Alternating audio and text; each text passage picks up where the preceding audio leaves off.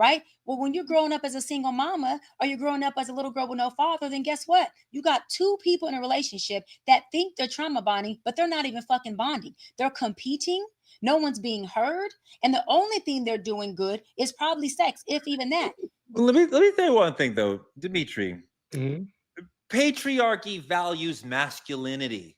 You get value in patriarchy by being a strong man who acquires lots of things. Absolutely. So that means we look down on femininity. And I think that is sort of at the crux of a lot of it. We want to acquire femininity, like I want to have a woman so other men see, oh, he's got that beautiful womanly woman. So I look up to him because he's got the car, the job, the woman, the whatever. But like, do we respect femininity? Like, think about how often men make digs at how long it might take a woman to get ready for the night. We want her to look amazing. We want the earrings and the makeup and the hair, but then we're going to make a little dig about like, oh my God, it took you an hour to get ready. Think about I saw this brother on TikTok talking about, you want to talk about mansplaining? Let's talk about how long it takes a woman to explain something. Oh, and I'm like, these are ways of just digging at femininity, and like, we just don't like women. You know, the thing about it is, I don't think the problem is masculinity or femininity. I think the problem actually lies in the one thing men are taught that masculinity should embrace, which is ego. And I think a lot of times we lack the appreciation of a woman because oftentimes her value can insult our ego.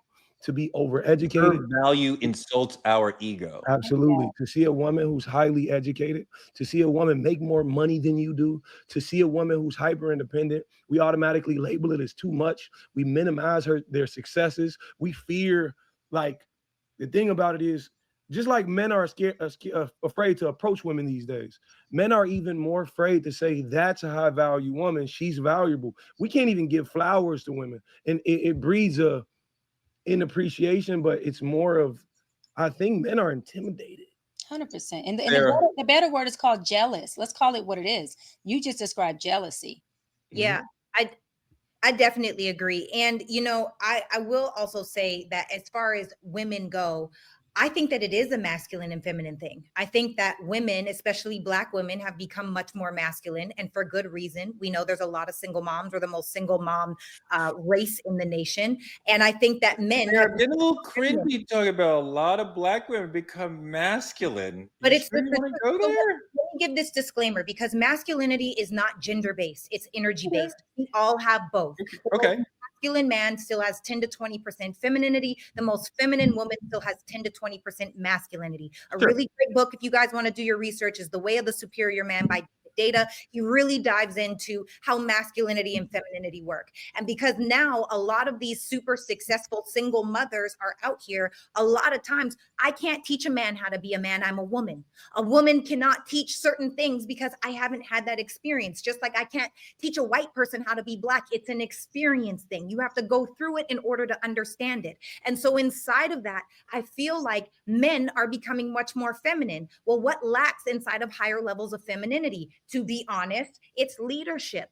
How are we supposed to follow a lead that a man doesn't have? And so I do think that a lot of men are feeling emasculated. I do feel like a lot of men are feeling like, oh, she thinks she's too tough now. She thinks she could do better than us. Look at her. She thinks all we want is money. Because the truth is that man who was raised by a woman, kind of acting like a woman, wants the leadership that he hasn't qualified for yet. I want to roll a video that Jody picked for us that sort of shifts the conversation a little bit, because we agree, I think, that Black men in this country are under attack, but Black women are not the problem. Roll the clip. But I'm like, he always takes the woman's side. Some tight ass hoodies. And listen, if he's a man and he says he's a trans man, she's gonna take his side even more because as a woman, you take that. And I'm just like, Mark, we are Black men are being attacked, and you are one of the biggest voices out here. And what I'm saying is that if you don't give a voice a reason, the Black man under attack trope in these conversations specifically is fascinating to me, in part because Black men have a tendency to do something that I see white women do all the time, which is they get so hung up on their oppression that they forget their privilege. Because the reality is, as Black men, yes, we are under attack And our predator is not Black women. The predator is white folks as a whole, white society. And so when we are under attack, it is by white society. But within Blackness, Black women are also under that same attack and then have to experience the intra-racial oppression that Black men put on them. See, Black women are experiencing racism just as we are, and then experiencing sexism on top of that, which is something that we as Black men are perpetuating onto them, as well as white society as a whole. Dimitri, I love that comment. I love that brother's work on TikTok. Part of the thing we haven't talked about in this conversation is the times that men can be violent toward women.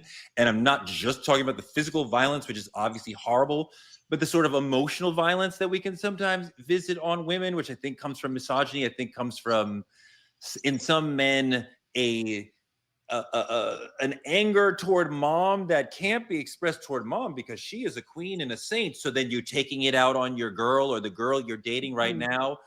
There's other ways that we are expressing hatred and disdain for women. I think sometimes we experience racism in the world and can't put it anywhere and put it on our woman. And I think there's a lot of ways that we are putting our pain and stress from the world on our women, Dimitri. And I think that's part of what's relating to what I'm talking about with us hating them.